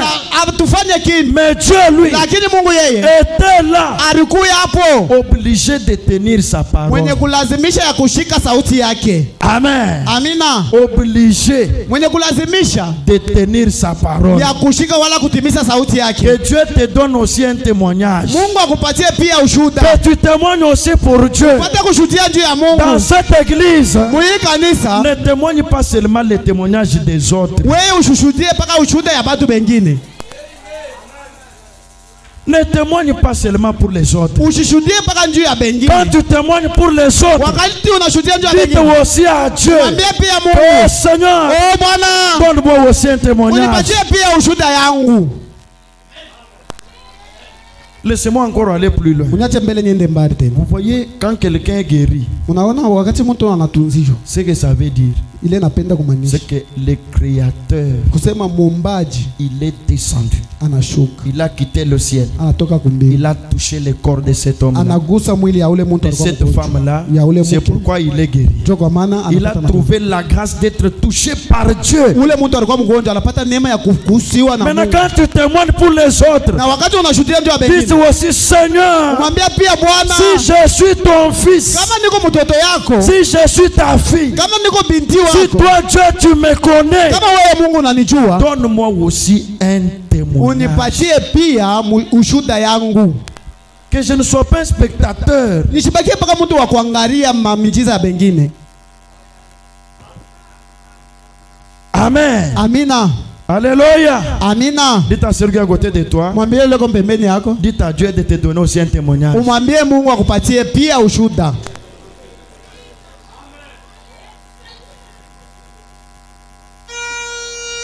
Dites à Dieu Umwambie Mungu de te donner un témoignage. ya kukupatia pia ushuhuda. Un témoignage Ushuhuda où tu n'es pas allé à l'hôpital. ile aukwende kwa hospitali Le médecin ne t'a pas touché. na bamunganga bakutunze, Les féticheurs ne t'ont pas touché. bamufumu bakutunze, Mais où Dieu seul, ile Mungu ye le mwenyewe, créateur de la Genèse, mumbaji wa le kumwanzo, docteur Jésus lui-même, daktari Yesu ye peke et yake, il te touche na anakugusa et tu trouves la chose. na unapata kikuna ile. Voilà le Dieu qu'il faut adorer. Tazama ule Mungu tunapasha kuabudu, Un Dieu où dans ta propre vie, ule Mungu mu maisha Tu peux montrer ce qu'il a fait. Non pas le Dieu qui a fait. Il a fait pour tel. Il a fait pour tel. Il a fait pour tel. Mais chaque fois, il te saute toi.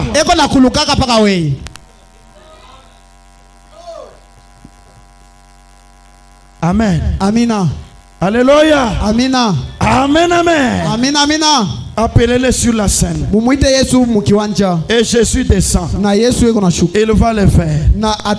Frère Bramari, et observez-le maintenant. Il va faire des choses. Des choses qui amèneront les hommes à se poser des questions. Il dit, c'est vrai ou ce n'est pas vrai? Où est la jambe qui était gonflée? C'est la jambe gauche ou droite? Les gens commencent à manquer même la jambe qui était gonflée. Ils se demandent c'est quelle jambe? C'est de quel côté?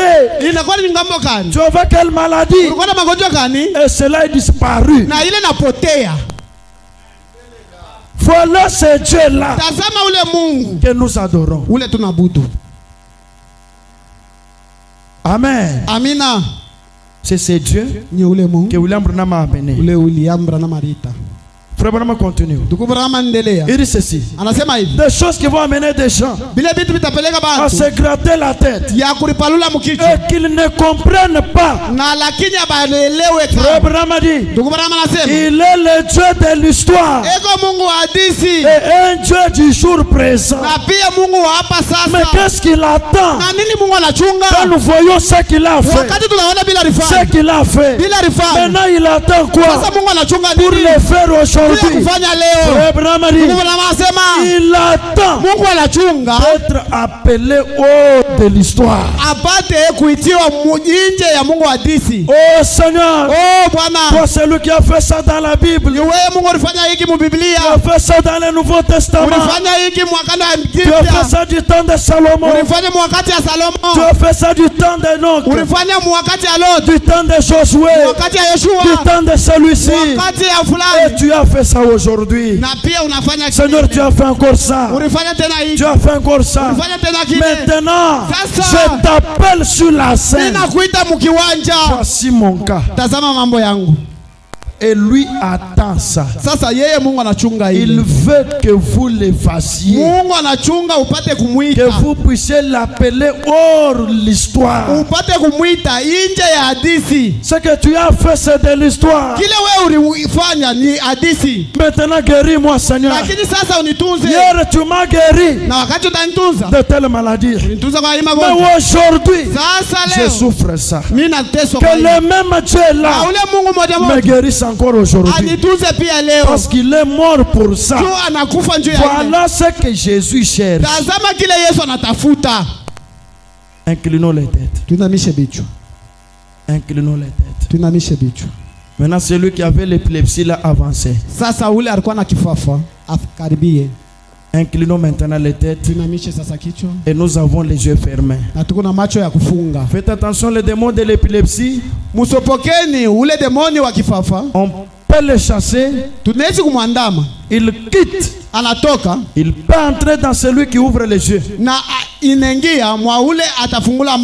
Et il va commencer maintenant à tomber.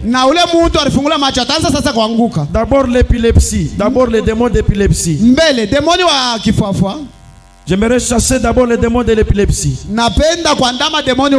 Seigneur notre Dieu, tu as dit que tu es le Dieu de l'histoire. Et tu es encore le Dieu du temps présent. Tu es encore le Dieu du temps présent. Le Dieu du temps présent. Les démons d'épilepsie. Nous voulons mettre notre Dieu à l'épreuve. Mon frère, ma soeur, Jésus, il attend que nous puissions l'appeler sur la scène pour qu'il entre en scène et qu'il puisse accomplir sa parole. Frère Branham a dit, il avait demandé aux gens d'incliner les têtes. Pendant qu'il priait pour les démons de l'épilepsie, dans son église, il y avait un prédicateur et un groupe de prédicateurs au fond.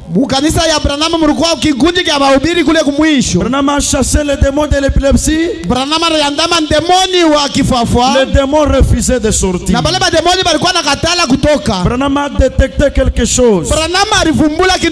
Il y avait un groupe de gens qui ne voulaient pas fermer les yeux. Branham a dit, monsieur, toi qui es là au fond, ferme les yeux. Je vais chasser l'épilepsie ici. Et lui a dit, je ne ferme pas. Je ne suis pas obligé de fermer les yeux. Branham a dit, si tu ne fermes pas, c'est que ça veut dire que tu ne crois pas dans ce que j'ai fait. Et l'homme a répondu, je n'ai pas le droit de croire. Branham a dit, oh éternel notre Dieu, vas-tu laisser ce garçon épileptique rester épileptique à cause du péché de cet homme qui est là? Branham a dit, maintenant Seigneur, fais sortir les démons de l'épilepsie de cet enfant et laisse l'épilepsie libre dans l'auditoire. Je vous dis, mon frère, ma soeur, l'enfant qui avait l'épilepsie était guéri sur les champs. Et les prédicateurs qui refusaient de fermer les yeux, et ces croyants qui l'avaient amené un total de 25 personnes, étaient tous devenus épileptiques. Ils ont commencé à repousser maintenant, à tomber, à faire sortir maintenant l'écume. C'est pourquoi j'appelle El Shaddai Tabernacle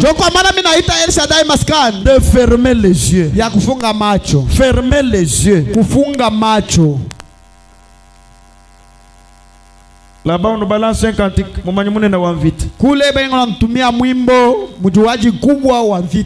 Mon frère, ma soeur, comme vous avez les yeux fermés, priez pour nous là-bas, pour que Dieu guérisse ces deux personnes qui sont devant avec l'épilepsie. N'inclinez pas seulement la tête vide, mais parlez à Dieu. Dans votre cœur, là, dites-moi à Dieu. Dites, Seigneur, fais grâce à ces deux personnes. Qu'elles soient toutes deux guéries de l'épilepsie. Qu'elles deviennent comme nous. Si tu les guéris de l'épilepsie, Seigneur, ils vont te servir. Ils seront tes serviteurs. Ils pourraient peut-être gagner des milliers d'âmes. Prions maintenant le Seigneur. Partout dans l'auditoire, prions le Seigneur. Oh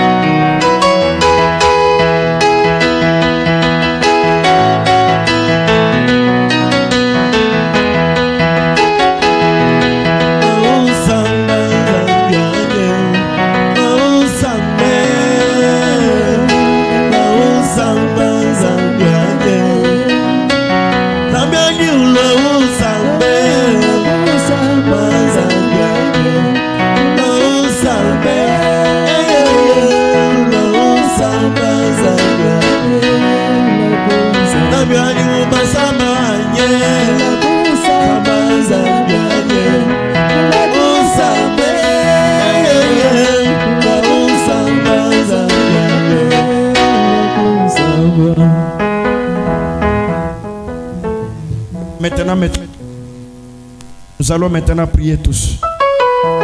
Mettons-nous debout, prions maintenant pour remercier le Seigneur. Parlons maintenant à notre Dieu. Seigneur, merci pour ta parole. Merci pour ton amour. Merci pour ta grâce. Merci pour la vie. Merci Seigneur pour tout ce que tu as fait pour moi. Avec nos yeux fermés, nos têtes inclinées, que chacun parle maintenant à Dieu. Prions le Seigneur.